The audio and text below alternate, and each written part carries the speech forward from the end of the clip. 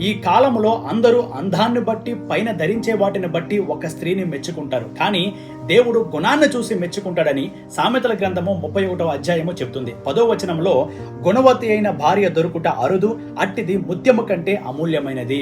దేవుడు గుణవతి అయిన భార్య ఒక ఆదర్శ మహిళ అంటున్నాడు. ఎందుకంటే ఆమె విశ్వాస పాత్రురాలు, కుటుంబానికి ఒక రాణిలా ఉంటుంది.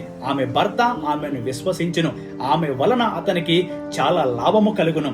ఆమె బ్రతికి ఉన్నంత వరకు అతనికి మేలు చేస్తుందో తప్ప కీడు చేయదు.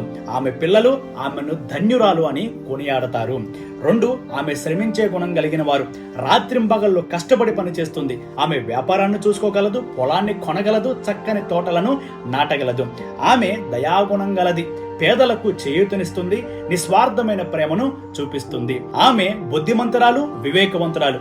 ఆమె మాటలు జ్ఞానముతో నిండి ఉంటాయి. ఆమె దయగా, సున్నితంగా మాట్లాడుతుంది. ఆమె దేవునికి భయపడే వ్యక్తి. ఆమె అందము దేవునికి భయపడటం నుండే వస్తుంది తప్ప పైపైన మెరుగులు బట్టో, తలుపు బెలుకులు బట్టో రాదు. ఆమె జీవితము దేవుని మహిమార్థమై ఉంటుంది. ఇక చివరగా విశ్వాసము, శ్రమ, దయ, జ్ఞానము, దైవభక్తి లాంటి గుణాలు కలిగి జీవించే మహిళలను మన జీవితాల్లో గుర్తించి గౌరవిద్దాము. మనమంతా ఈ గుణాలు కలిగిన వారిగా తయారై ఇతరులకు ఆదర్శంగా నిలిచి దేవునికి మహిమ కలిగిద్దాము.